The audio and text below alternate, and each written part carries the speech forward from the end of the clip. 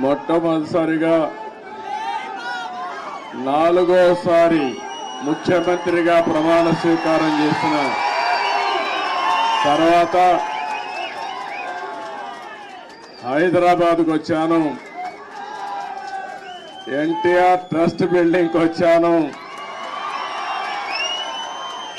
నా ఆత్మీయులందరినీ ఒకసారి కలిసి అభినందనలు తెలియజేయాలి, కృతజ్ఞత తెలియజేయాలి అనే ఉద్దేశంతో ఇక్కడికి వచ్చినప్పుడు మీరు చూపించే అభిమానం చూస్తా ఉంటే నాకెంతో ఆనందం, నాకొక ఉత్సాహాన్ని కూడా మిమ్మల్ని చూస్తా ఉంటే ఇంకా ఎక్కువ చేయాలనే ఉత్సాహం వస్తా ఉంది.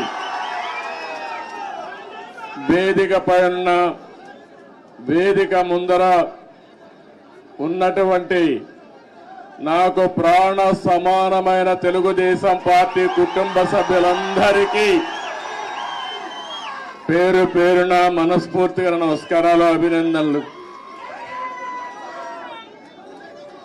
ఈరోజు ఇక్కడ మొన్న ఎలక్షన్ లో కూడా మనం పోటీ చేయలేదు, కానీ కార్యకర్తలు చూస్తే ఎక్కడి నుంచి వచ్చారో నాకు తెలియదు, కానీ ఇంత పెద్ద ఎత్తున రాగలిగారంటే అది తెలుగుదేశం పార్టీ బలం.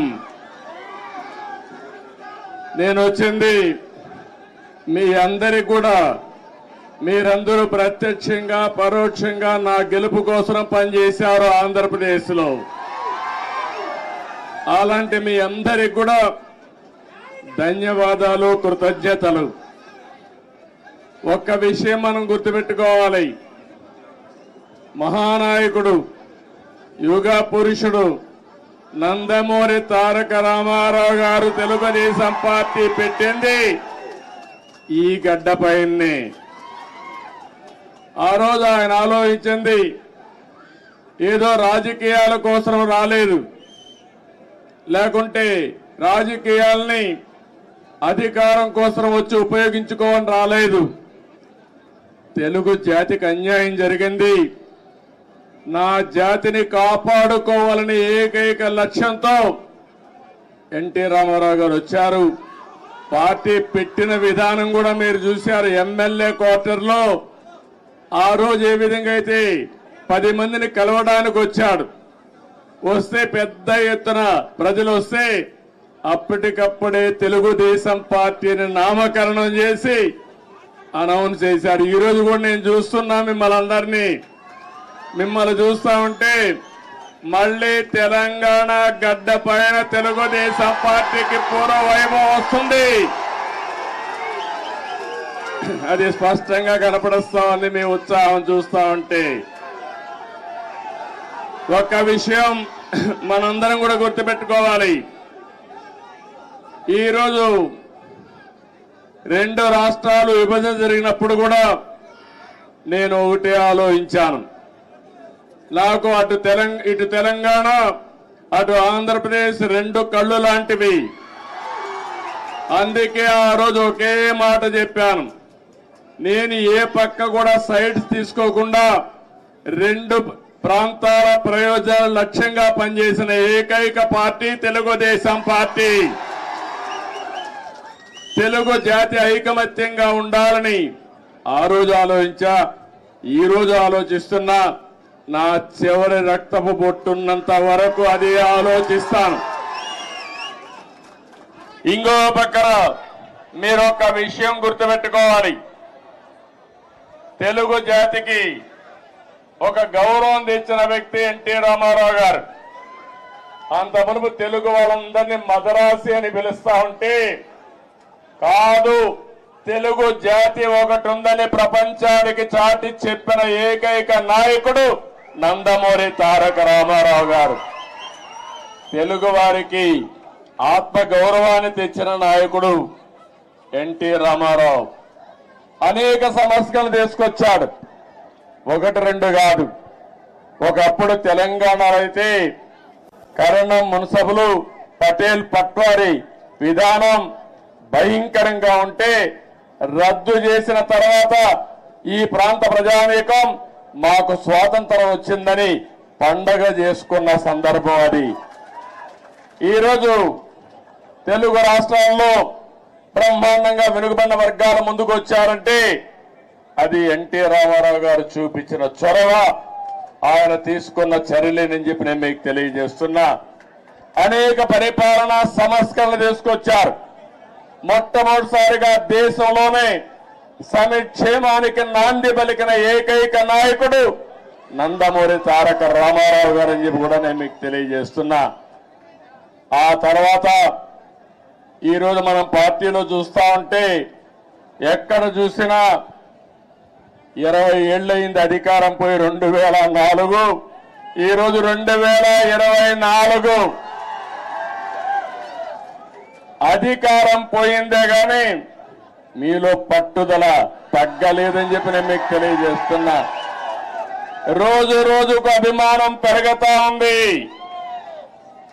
కొంతమంది నాయకులు పోయారు కానీ కార్యకర్తలు మాత్రం పోలేదు.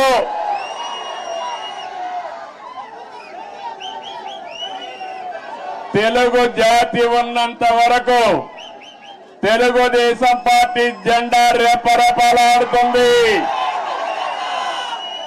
ఇది ఎవ్వరు కూడా తుడిచి పెట్టలేరు. ఏ విధంగా అయితే నందమూరి తారక రామారావు గారు తెలుగు జాతి ఉన్నంత వరకు తెలుగు వారి గుండెల్లో ఉంటారో అదే విధంగా తెలుగు జాతి ఉన్నంత వరకు పసుపు జెండా ఎగరతానే ఉంటుంది. అయితే ఈ సందర్భంగా మనం కొన్ని విషయాలు కూడా మాట్లాడుకోవాల్సిన అవసరం ఉంది. ఈరోజు మనం చూస్తే తెలుగు జాతి కూడా అనేక సంక్షోభాలు ఎదుర్కొంది.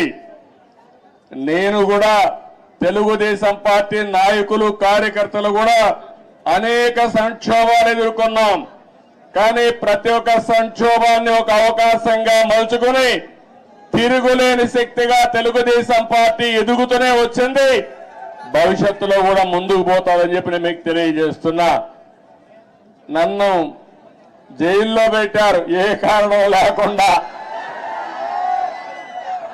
కానీ ఆ రోజు హైదరాబాద్ లో మీరు చూపించిన చొరవ నా జీవితంలో ఎప్పుడూ మర్చిపోలేను. ఇప్పుడు సెంటర్లో గాని అదే మాదిరిగా గచ్చిబౌలిలో మీటింగ్ పెడితే రెచ్చిపోయిన ఉత్సాహంతో నాయకులు లేకపోయినా మేమే నాయకులు అని చెప్పి లక్షల మంది వచ్చారంటే అది నా జీవితంలో ఎప్పుడూ జైల్లో ఉండి చూసి నేను చేసిన పనికి నేను చేసిన అభివృద్ధి గుర్తుపెట్టుకుని నాకు సంఘీభావాన్ని తెలియజేశారంటే ఆ రోజే నేను అనుకున్నా నా జన్మ చరితార్థకమని. ఇక్కడే కాదు ప్రపంచం మొత్తం అన్ని 70-80 దేశాలు, ఆ దేశాల పేర్లు కూడా నాకు తెలియవు కానీ తెలుగు వారు అక్కడికి వెళ్లి 53 రోజులు రోడ్డెక్కి నిరసనలు తెలియజేశారు. ఇది మరిచిపోలేని అనుభవం అని చెప్పి నేను మీకు తెలియజేస్తున్నా. ఈ సందర్భంగా మనందరం ఒకటే గుర్తుపెట్టుకోవాలి. ఈ రోజు రాష్ట్రంలో తెలుగు జాతి ఎన్టీ రామారావు గారిని ఎప్పుడూ మరిచిపోలేరు. అదే సమయంలో ఈ దేశానికి ఒక దిశ చూపించిన వ్యక్తి పివి నరసింహారావు గారు అని చెప్పి కూడా నేను మీకు తెలియజేస్తున్నా. ఆర్థిక సంస్కరణలు 1991లో పివి నరసింహారావు గారు మొట్టమొదటిసారిగా అమలు చేశారు. అప్పటి నుంచి ఈ దేశంలో సంపద సృష్టించడం సులభమైంది. అలాంటి ఇద్దరు నాయకులు ఈ గడ్డ మీద పుట్టడం తెలుగు వారి అదృష్టం అని చెప్పి మరొకసారి తెలియజేస్తున్నా. ఎంతో మంది నాయకులు పోరాడారు, ఎన్నో త్యాగాలు చేశారు. కానీ ఇటీవల కాలంలో ఈ ఇద్దరు నాయకుల యొక్క సమాజం హితం కోసం చేసిన పనులు మనం ఎప్పుడు మర్చిపోలేమని చెప్పి తెలియజేసుకుంటున్నారు. ఇంకో పక్క రాజకీయం అంటే సొంత వ్యాపారాలు చేసుకోవడం కాదు, భావోద్వేగాలు రెచ్చగొట్టడం కాదు, ప్రజల జీవితాల్లో వెలుగు చూపించగలిగింది నిజమైన రాజకీయం అని చెప్పి కూడా నేను మీకు తెలియజేస్తున్నా. మీరు ఒక్కసారి ఆలోచిస్తే తెలుగుదేశం ముందు, తెలుగుదేశం తర్వాత తెలుగు వారి చరిత్ర రాయాలంటే చాలా సులభంగా రాసే అవకాశం ఉంటుంది. ఇప్పుడు హైదరాబాద్ని మీరు చూస్తున్నారు. 95 ముందు ఒక్కసారి మీరు ఆలోచించుకోండి. జూబ్లీ హిల్స్ ఇదే డెడ్ ఎండ్. అప్పుడు ఇప్పుడు చాలా మంది మిత్రులు పత్రికా విలేకరులు వచ్చారు. వీళ్ళందరూ కూడా ఎంతో ఉత్సాహంగా నాకు స్వాగతం పలికారు. ఆ రోజుటి నుంచి ఈ రోజుటి నుంచి ప్రత్యక్ష సాక్షులు రాయడానికి పత్రికా విలేకరులందరూ ఆ రోజు నేను ఒకటే ఆలోచించాను, తెలుగు వాడికి సత్తా ఉంది, అభివృద్ధి చేసి చూపిస్తామని మొట్టమొదటిసారిగా హైటెక్ సిటీతో ప్రారంభించి నిన్న కూడా ఫ్లైట్ లో వస్తా ఉంటే చూశాను హైటెక్ సిటీని. ఎంత ఆనందం కలిగిందంటే ఒక్క హైటెక్ సిటీతో ప్రారంభించిన అభివృద్ధి ఈరోజు తెలంగాణ, హైదరాబాద్ భారతదేశంలో నెంబర్ 1 అయిందంటే అది తెలుగుదేశం పార్టీ ఆ రోజు చేసిన కృషి, చూపించిన చొరవ. ఏ రాజకీయ నాయకుడికైనా ఏ పార్టీకైనా దీనికంటే కూడా ఏ తృప్తి ఉండదని చెప్పి నేను మీకు తెలియజేస్తున్నా. ఆ రోజు చాలా మంది అన్నారు ఔటర్ రింగ్ రోడ్డు 8 లేనేస్తానన్నాను. ఇప్పుడు మీరందరూ కూడా మర్చిపోవచ్చు, కొంతమంది గుర్తుండకపోవచ్చు. కానీ నా మనస్సాక్షిగా ఆలోచించినప్పుడు నేను చేసిన పని నా మనసుకు ఆహ్లాదం ఇస్తుంది, ఆనందాన్ని ఇస్తుంది, తృప్తిని ఇస్తుంది అని చెప్పి కూడా నేను మీకు తెలియజేస్తున్నా. ఒక ఎయిర్పోర్ట్ కానీ ఇవన్నీ కూడా ఆ రోజు దూరదృష్టితో ఆలోచించి మనం చేశాం. నాలెడ్జ్ ఎకానమీకి నాంది పలికాం. చాలా మంది నాలెడ్జ్ ఎకానమీ అంటే ఎక్కడన్నారు, దానికి చిరునామాగా హైదరాబాద్ తయారు చేసిన ఘనత, ప్రారంభించిన ఘనత తెలుగుదేశం పార్టీది. అదే సమయంలో ఆ తర్వాత వచ్చిన అన్ని రాజకీయ పార్టీలను అభినందిస్తున్నా. కాంగ్రెస్ పార్టీని ఆ తర్వాత 10 ఏళ్లున్నారు, 3 ముఖ్యమంత్రులు వచ్చారు, ఎవరు కూడా చెడగొట్టల. తర్వాత టీఆర్ఎస్ వచ్చింది, 10 ఏళ్లున్నారు, వాళ్ళు కూడా చెడగొట్టల. ఇప్పుడు మళ్ళా కాంగ్రెస్ వచ్చింది, రేవంత్ రెడ్డి గారు ముఖ్యమంత్రి అయ్యారు, మళ్ళా అభివృద్ధిని ముందుకు తీసుకుపోతున్నారు. అందుకే నేను నిన్న కూడా నేను ముఖ్యమంత్రి అవుతానే నేనే లెటర్ రాశాను రేవంత్ రెడ్డి గారికి, గౌరవ ముఖ్యమంత్రి గారికి. 2 రాష్ట్రాల మధ్య కొన్ని సమస్యలు ఉన్నాయి, ఈ సమస్యల్ని పరిష్కారం చేద్దాం, నేను వచ్చి మిమ్మల్ని కలుస్తానని నేనే చొరవ తీసుకున్నాను. దానికి తెలంగాణ ముఖ్యమంత్రి సానుకూలంగా స్పందించారు. అందుకు ఈ సభ ద్వారా కూడా మనస్ఫూర్తిగా ధన్యవాదాలు తెలియజేస్తున్నాను. తెలుగు జాతి ఒకటి, అన్నదమ్ములు విడిపోతాం, విడిపోతే చిన్న చిన్న సమస్యలు వస్తాయి, భావోద్వేగాలు ఉంటాయి, కానీ అది శాశ్వతంగా ఉండకూడదు. ఎప్పుడైనా అన్నదమ్ములు విడిపోయినా బయట వాళ్ళు మన మీదకి వస్తే మన ఇద్దరం ఒకటేనని చెప్పి నిరూపిస్తామనా కాదా అని మిమ్మల్ని అడుగుతున్నా. ఆ ఐకమత్యం ఇక్కడ ఉండాల్సిన అవసరం ఉంది. మన జాతి ఒకటి, తెలుగు జాతి, మనం మాట్లాడే భాష ఒకటి, తెలుగు భాష. భాషను కాపాడుకోవాలి, జాతి ప్రయోజనాలు పరిరక్షించుకోవాలి, 2 రాష్ట్రాలు కూడా బాగుపడాలి, ముందుకెళ్ళాలి. అదే తెలుగుదేశం పార్టీ ధ్యేయం కూడా, అవునా కాదా మీరే ఆలోచించుకోవాల్సిన అవసరం ఉంది. ఇంకొక పక్కన మీరు ఒకసారి చూస్తే 2 రాష్ట్రాలు విడిపోయిన తర్వాత, అన్నాదమ్ములు విడిపోయిన తర్వాత ఎవరి కుంపటి వాళ్ళదే. కష్టపడితే సుఖపడతారు, ఎక్కువ సంపాదించుకుంటే ఆనందంగా ఉంటారు. అయితే అదే సమయంలో ఏదైనా కలిసి పనిచేస్తే ఒక న్యూ ఎనర్జీ కూడా వస్తుంది. ఇద్దరు ఐకమత్యంగా ఉంటే ఐకమత్యం చాలా బలాన్ని ఇస్తుంది. ఒకప్పుడు 42 మంది ఎంపీలు ఉండేవాళ్ళు ఆంధ్ర రాష్ట్రంలో, దగ్గర దగ్గర ఒక 18 మందో 16 మందో రాజ్యసభ మెంబర్లు ఉండేవారు. ఇప్పుడు 2 రాష్ట్రాలు విడిపోయిన తర్వాత తగ్గిపోయినాయి. కానీ ఏ సమస్య వచ్చినా నేను ఒకటే చెప్తున్నాను, నాకు ఆంధ్రప్రదేశ్ అని తెలంగాణ కాకుండా 2 రాష్ట్రాల ప్రయోజనాలు, తెలుగు జాతి ప్రయోజనాలు కాపాడడానికి ముందరుంటాను.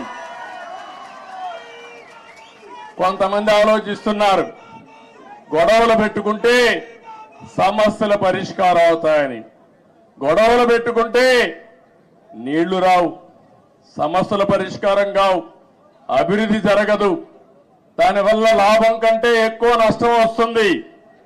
ఆ విధంగా కాకుండా ఎక్కడికక్కడ సానుకూలంగా చర్చల ద్వారా ఏదైనా సమస్యలుంటే పరిష్కారం చేసుకుని ముందుకు పోవడంలో 2 రాష్ట్రాలు కూడా ముందుకు పోవాల్సిన అవసరం ఉంది. ఇంకొక విషయం కూడా మనం గుర్తుపెట్టుకోవాలి, 2 రాష్ట్రాల్లో మనోభావాలు ఉన్నాయి. ఒకప్పుడు సమైక్య ఆంధ్రప్రదేశ్ లో కూడా తెలంగాణలో ఒక మనోభావాలు ఉండేటివి, రాయలసీమలో ఇంకొక విధంగా ఆలోచించేవాళ్ళు, ఉత్తరాంధ్ర ప్రజానీకం ఒక విధంగా ఆలోచించేవాళ్ళు. దానికి కారణం ఎక్కడికక్కడ సమస్యలు, అక్కడుండే ప్రత్యేకమైన పరిస్థితులు ఉంటాయి. కానీ ఈ రోజు కూడా సమస్యలు ఉంటాయి, మనోభావాలు ఉంటాయి. అందరి మనోభావాలు గౌరవిస్తూనే ఎక్కడికక్కడ ఐకమత్యంగా పోయి ఇచ్చిపుచ్చుకునే ధోరణిలో సమస్యలు పరిష్కారం చేసుకోగలిగితే దానికంటే ఇంకొకటి ఉండదని చెప్పి కూడా నేను మీకు తెలియజేస్తున్నా. ఇంకొక విషయం కూడా ఇక్కడ కూడా మీరు చూస్తున్నారు, ఈరోజు ఇక్కడ కాంగ్రెస్ ప్రభుత్వం ఉంది, ఆంధ్రప్రదేశ్ లో ఎన్డీఏ ప్రభుత్వం ఉంది. 2 ప్రభుత్వాలు ఇవి.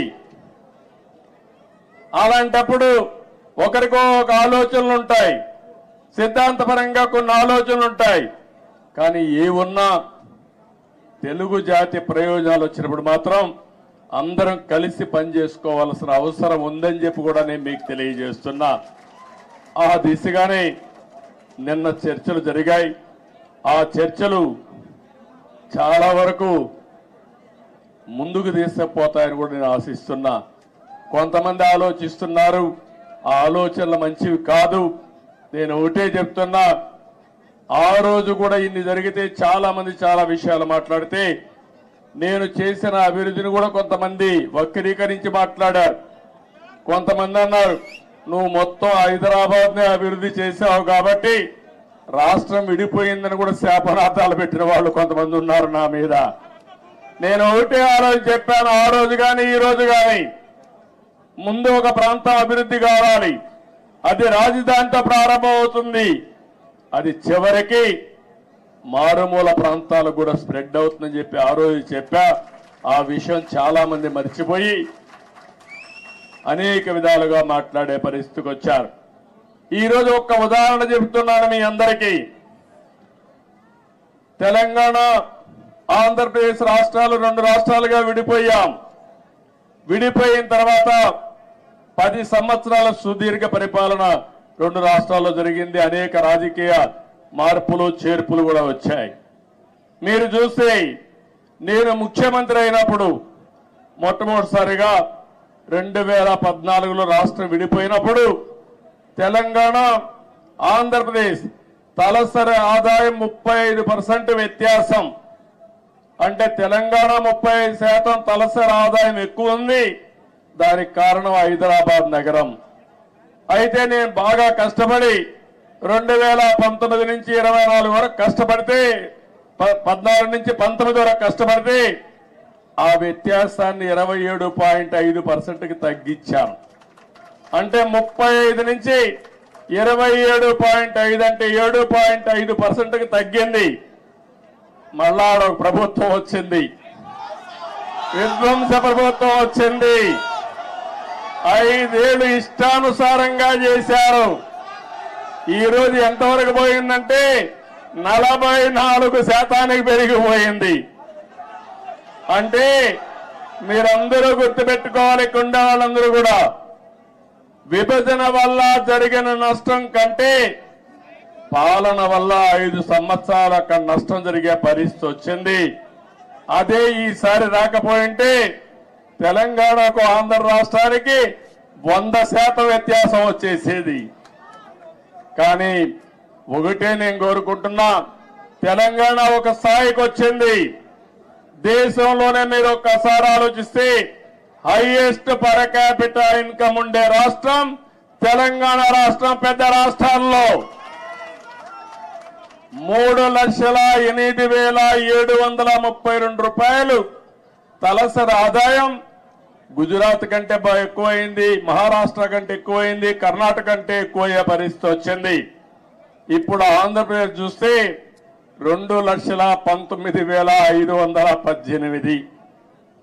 ఏదైతే ఈరోజు నేను ఒకటే ఆశిస్తున్నాను, తెలంగాణ ఒక మంచి బేస్ వచ్చింది. దీన్ని నెక్స్ట్ లెవెల్కు తీసుకుపోవడానికి ఇక్కడ పాలకులకు అవకాశం ఉంది. ఆంధ్రప్రదేశ్ ఇబ్బందుల్లో ఉంది. కానీ నేను ఒకటే చెప్పాను, ఇబ్బందులు అధిగమించి మళ్ళీ ఆంధ్రప్రదేశ్ ను కూడా గట్టెక్కించే బాధ్యత, అభివృద్ధి చేసే బాధ్యత నేను తీసుకుంటానని చెప్పి కూడా నేను మీకు తెలియజేస్తున్నా. నా ఆలోచన ఒకటే, ఒక్క విషయం మీరందరూ గుర్తుపెట్టుకోవాలి. నేను పదే పదే చెప్తున్నాను, కొంతమందికి నమ్మకాలు ఉండవు. నేను ఎప్పుడో తయారు చేశాను విజన్ 2020 అని. కొంతమంది అన్నారు ఇది ఎక్కడ విజన్, ఇది 420 అని కూడా మాట్లాడారు. కొంతమంది నేను సెల్ ఫోన్స్ గురించి మాట్లాడితే సెల్ ఫోన్ తిండి పెడుతుందని కూడా మాట్లాడారు. ఇక్కడే నేను హైదరాబాద్ లో ఖైరతాబాద్ రోడ్లన్నీ వెడల్పు చేశాం. వెడల్పు చేస్తే చేయకూడదని అడ్డం పడ్డారు. ప్రజలు ఒప్పుకున్నా, నాయకులు ఒప్పుకోలేదు ఆ రోజుల్లో. కానీ అవన్నీ నేను పట్టించుకోలేదు, ముందుకెళ్ళాం. ఈరోజు మళ్ళా మీ అందరికీ ఒకటే చెప్తున్నాను, 2047కి భారతదేశం ప్రపంచంలోనే నెంబర్ 1 గా గాని ఉంటుంది. వికసిత్ భారత్ నరేంద్ర మోడీ గారు మాట్లాడుతున్నారు. నేను ఆలోచించేది, ఈ వికసిత్ భారత్ లో నెంబర్ 1 కమ్యూనిటీ ఏదంటే తెలంగాణ, ఆంధ్ర రాష్ట్రంలో ఉండే తెలుగు జాతి ఉండాలి. ప్రపంచంలో భారతీయులు నెంబర్ 1 గా ఉంటారు. అందులో 30-35% తెలుగు వాడు ఉండాలని నేను ఆలోచిస్తున్నాను. ఒకప్పుడు చాలా మంది అన్నారు ఎట్ట సాధ్యం అన్నారు. హైటెక్ సిటీ కట్టినప్పుడు కంప్యూటర్ తిండి పెడుతుందని మాట్లాడిన వాళ్ళు ఇప్పుడు వాళ్ళకి తిండి కూడా వాళ్ళ పిల్లలు నేను పెట్టిన ఐటీ ద్వారా సంపాదించిన డబ్బుల ద్వారానే పెడుతున్నారు. అందుకని ఈరోజు నేను మిమ్మల్ని కోరేది, నిన్నే మీరు చూశారు, నేను ఎప్పుడు కూడా తెలుగు వారిని ఒక గ్లోబల్ సిటిజన్స్ గా తయారు చేయాలనుకున్నాను. ఆ రోజు ఇక్కడ హైదరాబాద్ లో పనిచేస్తా ఉంటే, పనిచేసే రోజుల్లో నేను చెప్పేవాడిని, మీరు జాబ్ వర్క్ చేస్తున్నారు, అమెరికాలో డేటా పంపిస్తే డేటా ఎంట్రీ చేయడానికి పరిమితం అవుతున్నారు. ఒక్కొక్కసారి అమెరికాలో వేరే దేశాల్లో ఇంగ్లీష్ మాట్లాడే విధానం మన వాళ్ళకి అర్థమయ్యేది కాదు. మన వాళ్ళు ఇంగ్లీష్ చెప్తే వాళ్ళకి అర్థమయ్యేది కాదు. అప్పుడే బ్రిటన్ నుంచి లెక్చరర్స్ తీసుకొచ్చి ప్రత్యేకమైన ట్రైనింగ్ ఇప్పించి ప్రొనౌన్సియేషన్ ఇవన్నీ నేర్పించారంటే అది నాకున్న పట్టుదల. ఆ రోజుట్లోనే అక్కడి నుంచి ఒక మాట చెప్పాను, మీరు ఉద్యోగం చేస్తున్న, ఇప్పుడు జాబ్ వర్క్ చేస్తున్నారు, అది కాదు ప్రోడక్ట్లు తయారు చేయాలి, ఐటీలు ఆ రోజు చెప్పాను. అప్పుడు ఆ ఆలోచన కొద్దిగా వచ్చారు. ఇంకో పక్క నేను ఒక మాట చెప్పాను, మీరు ఉద్యోగాలు చేయడం కాదు, మీరు ఉద్యోగాలు ఇచ్చే పరిస్థితి రావాలని చెప్పాను. ఈరోజు తెలుగు జాతి ఉద్యోగ కల్పన, ఉద్యోగాలు ఇచ్చే పరిస్థితి ఉంది. ఇక్కడే కాదు, ప్రపంచం మొత్తం కూడా కంపెనీలు పెట్టి ఉద్యోగాలు ఇస్తున్నారు. అందుకని ఆ రోజు నేను చెప్పింది గ్లోబల్ సిటిజన్స్ గా ఉండాలని చెప్పాను. ఈ రోజు చెప్తున్నాను, తెలుగు జాతి గ్లోబల్ లీడర్స్ గా ఉండాలి. అన్ని రంగాల్లో మీరు నెంబర్ 1 గా ఉండాలి. కార్పొరేట్ గవర్నెన్స్ లో, అదే మరిగా పబ్లిక్ గవర్నెన్స్ లో కూడా నెంబర్ 1 గా ఉండాలి. నిన్న మీరు చూశారు, మొన్నటి వరకు బ్రిటన్ పరిపాలించినటువంటి వ్యక్తి మన దేశీయుడే సునాయక్ ఉన్నాడు. ఆయన ఇప్పుడు ఆయన ఓడిపోయాడు ఆ పార్టీలో. కానీ 25 మంది పార్లమెంట్ మెంబర్లు భారతీయ సంతతి అంటే ఇండియన్స్ అయ్యారంటే అది ఇండియన్స్ యొక్క శక్తి సామర్థ్యం అని మీ అందరికీ విజ్ఞప్తి చేస్తున్నా. ఇలాంటివన్నీ జరుగుతుంటే నా ఆలోచన ఒకటే, మనమందరికీ తెలివితేటలున్నాయి. ప్రపంచంలో అందరికంటే కూడా ఆమోదయోగ్యమైన వ్యక్తులు భారతీయులు. అందులో అగ్రస్థానంలో ఉండే వ్యక్తులు తెలుగు జాతి. ఇది మనం అందరం కూడా, అందుకే నేను చెప్తున్నా, సేవ ఒకప్పుడు 75 సంవత్సరాలకు ముందు బ్రిటిష్ వాళ్ళు వచ్చి మనల బారి పరిపాలించారు. వాణిజ్య కార్యక్రమాలకు వచ్చారు, వ్యాపార నిమిత్తం వచ్చారు, తర్వాత పాలకులుగా మారారు. మనకు అలాంటి ఆలోచనలు లేవు. కానీ ప్రపంచానికి సేవ చేసే అవకాశం భారతీయులకు ఉంది. సర్వీస్ ద్వారా, కంపెనీల్లో పనిచేసే ద్వారా, లేకపోతే రాజకీయాల్లో కూడా ప్రజలకు సేవ చేసే అవకాశం మన వాళ్ళకు ఉంది. దానికి కారణం ఎక్కువ యంగ్స్టర్స్ ఉన్నారు, టెక్నాలజీ బాగా నేర్చుకున్నారు, మంచి నాయకత్వాన్ని ఇస్తున్నారు. ఇవన్నీ కూడా ప్రోత్సహించి 2047కి ప్రపంచంలో 30% అగ్రస్థానంలో తెలుగు జాతి ఉండాలి. దానికోసం నేను పనిచేస్తా. నాకు తెలంగాణ అని, ఆంధ్ర అని కాదు, తెలుగు వారి అభివృద్ధి కోసం నిరంతరం పనిచేస్తారని మరొక్కసారి మీ అందరికీ తెలియజేస్తున్నా. నాకు ఈ జాతి అన్ని ఇచ్చింది. ఏ నాయకుడికి ఇవ్వని గౌరవం నాకు ఇచ్చింది. 9.5 సంవత్సరాలు ముఖ్యమంత్రి. ఈ యొక్క స్వాతంత్రం వచ్చిన తర్వాత, రాష్ట్రం ఏర్పడిన తర్వాత సమైక్య ఆంధ్రప్రదేశ్ లో కూడా 9.5 సంవత్సరాలు ఎవరూ లేరు. 10 సంవత్సరాల అపోజిషన్ లీడర్ని. నా రికార్డు ఇంకెవరూ బ్రేక్ చేయడానికి కూడా అవకాశం లేదు. ఇది 2 రాష్ట్రాలుగా విడిపోయింది కాబట్టి. అలాంటప్పుడు ఒకటే నేను ఆలోచిస్తున్నా, మళ్ళీ నాకు పునర్జన్మ అంటూ ఉంటే తెలుగు గడ్డపైనే పుట్టాలని భగవంతుని మనస్ఫూర్తిగా కోరుకుంటున్నా. అందుకని నిన్ననే మనం ప్రారంభించాం. ఆ ప్రారంభం రాబోయే రోజుల్లో అధికార కమిటీలు వేసుకున్నాం. అదే మరి 2 రాష్ట్రాల సమస్యల్ని సామరస్యంగా చర్చల ద్వారా పరిష్కారం చేయాలని ముందుకెళ్ళాం.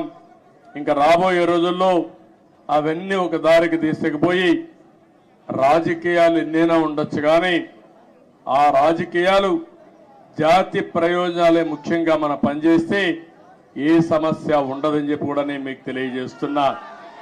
ఈరోజు మీరు ఒక్కసారి చూస్తే నేను తిరగని ప్రాంతం లేదు తెలుగు నేల పైన. ఆదిలాబాద్ మొదలుకొని శ్రీకాకుళం వరకు తెలియని గ్రామం లేదు, తెలియని ప్రజానీకం లేదు.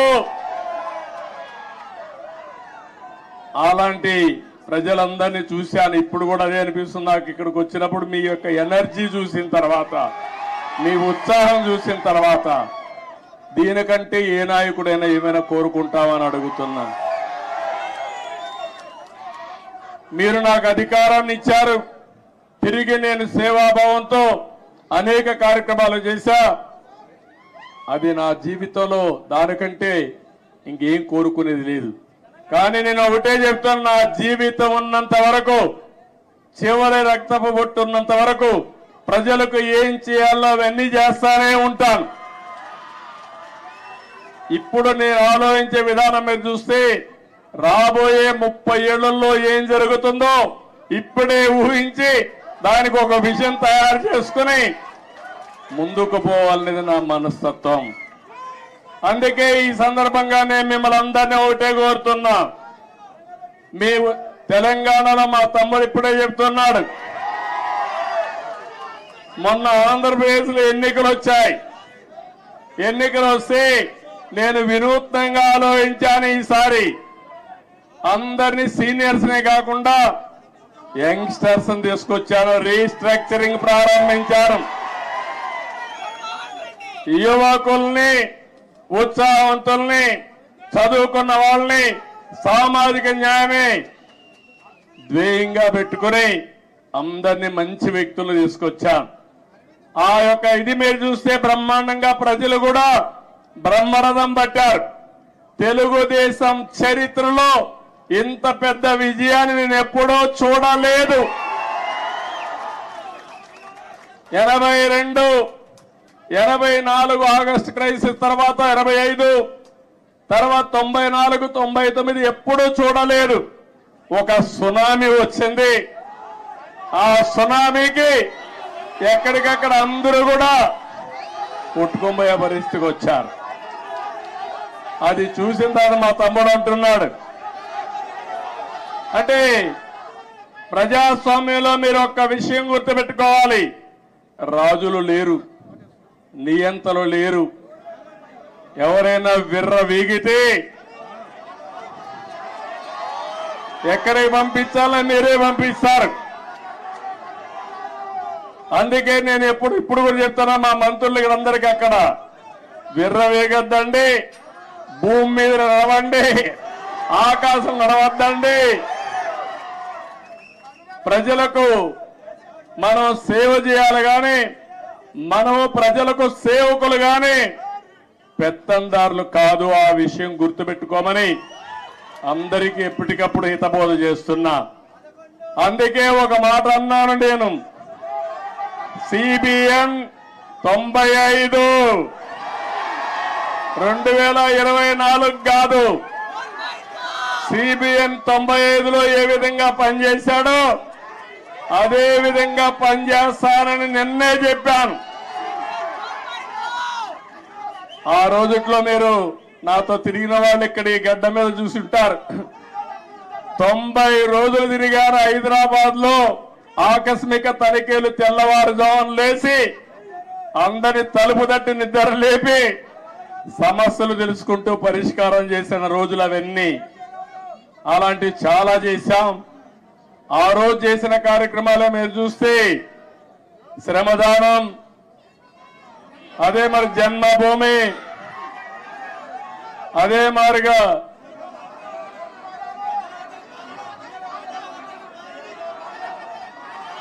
ఒకటి రెండు కాదు, నేను చేసిన ప్రోగ్రాలు మీరే ఎక్కువగా మాట్లాడుతున్నారు. ఆ రోజు పరిపాలన ఒక ఉద్యమ స్ఫూర్తితో తీసుకుపోయినా అవునా కాదా అని అడుగుతున్నా. కొత్త కొత్త ఆలోచనలు చేశాం. ఆ ఆలోచనల్ని ఎక్కడికక్కడ అమలు చేశాం. నన్ను అడిగారు, నేను సైబరాబాద్ అంటే కొంతమంది నన్ను ఎగతాళి చేశారు, ఏంటిది కొత్త విషయం మాట్లాడుతున్నామని. ఆ రోజు సికింద్రాబాద్, హైదరాబాద్ ఉంది. నేను ఆలోచించాను ఏ పేరు బాగుంటుందని. సరైన నేమం ఇన్ఫర్మేషన్ టెక్నాలజీ వచ్చింది, సైబరాబాద్ అని పేరు పెడదామని పెట్టి కడాన అమెరికా అధ్యక్షుడు బిల్ క్లింటన్ పిలిపించినప్పుడు నామకరణం చేశాం. మన టెక్నాలజీ ఆయన చూసి ఆ రోజుల్లోనే ఆశ్చర్యపోయాడు, ఒక హైదరాబాద్ లో టెక్నాలజీ ఇంత అడాప్ట్ చేసుకున్నారని. అది నా స్వార్థం కోసమో కొంతమంది స్వార్థం కోసం కాదు, జాతి ప్రయోజనాల కోసం మనం చేయడం జరిగింది. ఇక్కడుండే నాయకులందరికీ మీ అందరికీ ఒకటే చెప్తున్నాను, 20 ఏళ్లుగా అపోజిషన్ లో ఉన్నాం. తెలంగాణలో కూడా తెలుగుదేశం పార్టీ ఉండాలనా లేదా అని మిమ్మల్ని అడుగుతున్నా.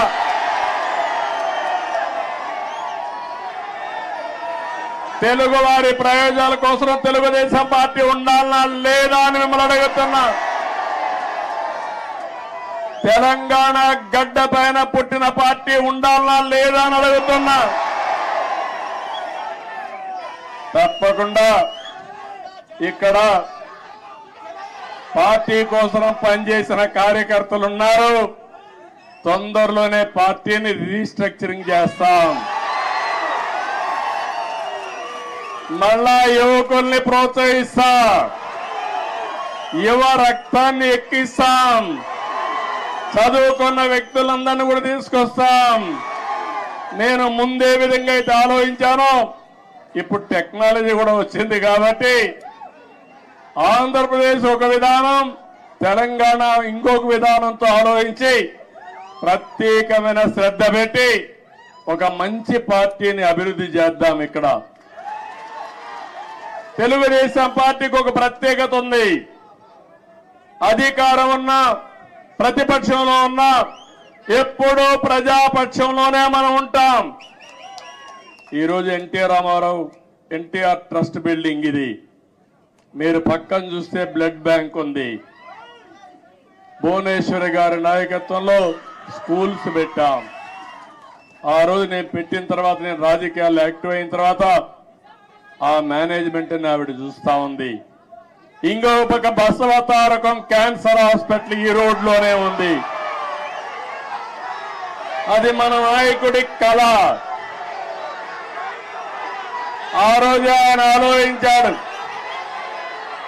ఎవరైతే మా అత్తగారు క్యాన్సర్తో చనిపోతే ఇంకొకరి మారిగా చనిపోకూడదని ఆలోచించి క్యాన్సర్ హాస్పిటల్ ప్రారంభించాడు. చేయాలని ఆలోచన వచ్చింది. తర్వాత నేను ముఖ్యమంత్రి అయిన తర్వాత దాన్ని అభివృద్ధి చేశాను. ఇప్పుడు బాలకృష్ణ గారి ఆధ్వర్యంలో బసవతారకం క్యాన్సర్ హాస్పిటల్ ఈ ప్రాంతంలో ఎనలేని సేవలు అందిస్తున్నారు. ఒక ఇన్స్టిట్యూషన్ పెడితే ఎప్పుడు కూడా మీరు ఒక్కసారి గుర్తుపెట్టుకోండి, తెలుగుదేశం పార్టీ ఒకే ఆలోచన.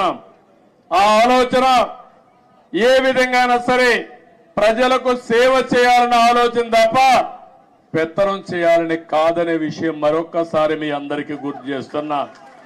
అది ట్రస్ట్ కావచ్చు, రాజకీయ పార్టీ కావచ్చు, ఇవన్నీ కూడా ఆలోచిస్తాం.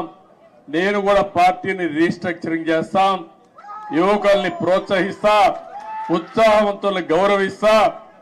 మళ్ళీ ఇప్పుడు నేను వేసే ఫౌండేషన్ ఒక 30-40 సంవత్సరాల వరకు పనిచేసే సమర్థమైన నాయకత్వాన్ని తయారు చేసుకుందాం. పార్టీని ముందుకు తీసుకుపోదాం. ఈ సందర్భంలో మీరు చూశారు, ఆంధ్రప్రదేశ్ రాష్ట్రంలో కూడా నేను ఎన్ని ఇబ్బందులున్నా పవన్ కళ్యాణ్ గారు కూడా ముందుకొచ్చి ప్రభుత్వం వ్యతిరేక ఓటు చీలకూడదు, అందరం కలిసి ఒకటిగా ఉందామని నాంది పలికి నేను జైల్లో ఉన్నప్పుడు బేషరత్తుగా వచ్చి తెలుగుదేశం పార్టీతో పొత్తు పెట్టుకుంటామని చెప్పి పొత్తు పెట్టుకున్న వ్యక్తి పవన్ కళ్యాణ్ గారు అని చెప్పి కూడా నేను మీకు తెలియజేస్తున్నా. ఆ తర్వాత బీజేపీ కూడా ముందుకొచ్చి ముగ్గురం కలవాలి, ఆ రాష్ట్రాన్ని పునర్నిర్మాణం చేయాలని చెప్పి ఆలోచించాం. ఇవన్నీ కలయికలు బాగా పనిచేశాయి. అన్నింటికంటే యువగళం బాగా క్లిక్ అయింది. నిజం గెలవాలి కూడా బాగా మహిళల్లోకి వెళ్ళింది. ఒకటి కాదు, అన్ని కార్యక్రమాలు కూడా 1 by 1 బ్రహ్మాండంగా పనిచేశాయి. కడాల నేను ఒక మాట చెప్పాలి, తెలంగాణ నుంచి ఎన్నికల ముందు రోజైతే 60-70 ట్రైన్లు వచ్చాయి. మామూలు కాదు, ఒక్కొక్క ట్రైన్ ఫుల్ గా వచ్చారు. ఏసీ ట్రైన్ లో పట్టరాని విధంగా మనుషులందరి దగ్గర ఒకసారి ఏసీగా ఆఫ్ అయిపోతే సఫకేషన్ వస్తే ఏమవుతుందో తెలియదు. అది కూడా పట్టించుకోకుండా ఎట్టి పరిస్థితుల్లో మేము ఓటు వేయాలని ఊరు ఊరు కదిలొచ్చారు. కొంతమంది ఇక్కడ ఈ ప్రాంతం నుంచి పేదవాళ్ళు, చిన్న చిన్న పనులు చేసుకునేవాళ్ళు, వంట తయారు చేసుకుని క్యారియర్ పట్టుకొని వచ్చి ఓటేసి మళ్ళా తిరిగి వచ్చారంటే ఏ విధంగా వాళ్ళు రుణం తీర్చుకోవాలో నాకైతే అర్థం కావడం లేదు. చాలా మంది ఎన్ఆర్ఐలు అమెరికా నుంచి, ఆస్ట్రేలియా నుంచి, ఆఫ్రికా నుంచి, వివిధ దేశాల నుంచి లక్షల రూపాయలు ఖర్చు పెట్టుకుని ఒక ఓటేసిపోయారంటే, కొన్ని నెలలు ఇక్కడే ఉండి గ్రామాల్లో తిరిగి పనిచేశారంటే వాళ్ళందరి రుణం తీర్చుకోవాల్సిన అవసరం ఉంది. అందరి కలయిక, అందరం కలిసి పనిచేయడమే. మొన్న రాష్ట్ర ఎన్నికల్లో ఒక సునామీ వచ్చింది. ఈ సునామీ మా తమ్ముళ్ళు చెప్పినట్టు సైకోనే కాదు, అక్కడ ఉద్భూతం ఉంది.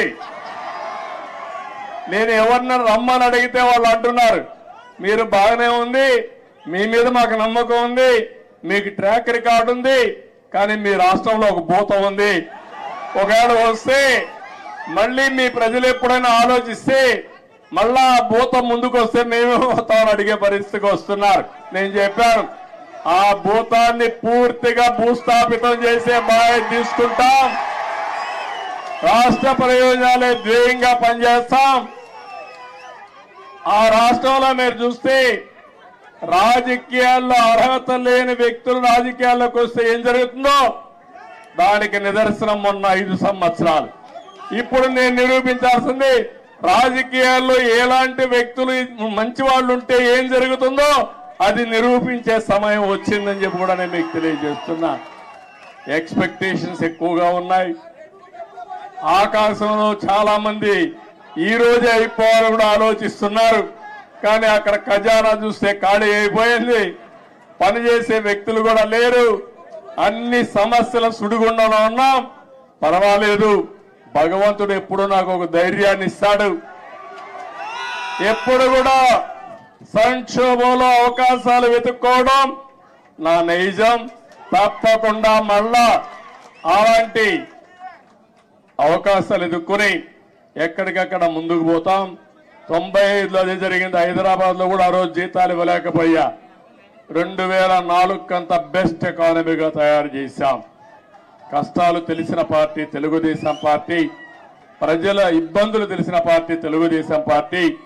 ఇవన్నీ చేస్తామని చెప్పి తెలియజేసుకుంటూ మరొకసారి మీ అందరినీ మనస్ఫూర్తిగా అభినందిస్తున్న ఇక్కడ మీడియా కూడా ఉన్నారు. మాకు సీట్లు లేకపోయినా, ఎన్నికల్లో పోటీ చేయకపోయినా, ఎప్పుడొచ్చినా మా పార్టీ విషయాలు కానీ నన్ను కానీ బాగా ప్రొజెక్ట్ చేసిన మీడియాకు కూడా మనస్ఫూర్తిగా ధన్యవాదాలు. ఇక్కడ కూడా కొన్ని ఉంటాయి, మీడియాలో కూడా బాధ లేదు. ఏది వాస్తవం అవి చెప్తే సరిపోతుంది. కొంతమంది కావాలని ఇప్పుడు కూడా వక్రీకరించి చేస్తూనే ఉన్నారు. ఏం బాధ లేదు. నేను కూడా ఎంతమంది వక్రీకరించి మాట్లాడినా ప్రజలకు మిమ్మల్ని అందరినీ కూడా స్ట్రైటన్ చేసి మేము జవాబుదారీతనమే కాదు మీడియా కూడా జవాబుదారీతనం తీసుకుడిగా చేయాల్సిన బాధ్యత ఈ ప్రజాస్వామ్యంలో ఉంది. అది కూడా చేద్దామని చెప్పి తెలియజేసుకుంటూ మరొక్కసారి మీ అందరూ ఒక్కొక్కరే కలవాలనుకుంటారు కానీ సమయం లేదు, ఏమనుకోవద్దండి. సమస్యలు కోకొల్లలు ఉన్నాయి. ఆ సమస్యలన్నీ పరిష్కారం చేయాల్సిన బాధ్యత నాకుంది. తొందరలోనే మళ్ళీ వస్తా, పార్టీ ఆఫీసులు టైం ఇస్తా, అందరితో కలుస్తా. ముందు అక్కడ సెట్ చేసి మళ్ళా మీ దగ్గరకు వచ్చి ఎప్పటికప్పుడు మీకు అందుబాటులో కూడా ఉంటానని చెప్పి తెలియజేసుకుంటూ మరొక్కసారి ఈ రోజు మీ ఉత్సాహం చూశాను, అభిమానం చూశాను. నా జీవితంలో ఎప్పుడూ మర్చిపోలేను. ఇవన్నీ ఒక్కొక్క నాయకుడికి ఒక్కొక్క సమయంలో మధుర స్మృతులుగా జ్ఞాపకం ఉంటాయి.